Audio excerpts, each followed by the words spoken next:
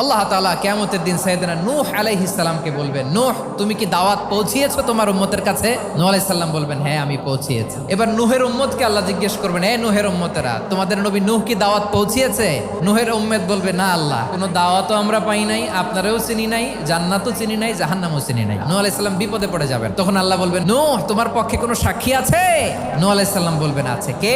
উম্মতে মুহাম্মাদি। তখন আমরা বলবো, আল্লাহ, আল্লাহর নবী নূহ আলাইহিস সালাম তিনি আপনি যা যা বলেছেন ঠিক তা তার উম্মতের কাছে পৌঁছে দিয়েছে। এবার নূহের উম্মতের সাথে আমাদের ঝগড়া লাগবে। তারা বলবে, তোমরা আসছো আমাদের হাজার হাজার বছর পরে, তোমরা কি করে জানলা? তোমাদের সাক্ষী ধর্তব্য হবে না? আমরা তখন বলবো, আমাদের কোরআনে তোমাদের নবীর নামে আল্লাহ তাআলা একটা সূরা নাজিল করেছেন, সূরাতে নূহ। দিন রাত এক করে তোমাদের কাছে তিনি দাওয়াত পৌঁছেছেন, সব আমরা জানি। আমরা যখন বলবো এই কথা, নূহের উম্মত চুপসে যাবে। তখন আমরা সত্য বলেছি কিনা এটা আল্লাহ তাআলা জানতে চাইবে বিশ্বনবীর কাছে। তখন বিশ্বনবী আমাদের পক্ষে সাক্ষী দিবেন। আওয়াজ করে বলেন আল্লাহু আকবার।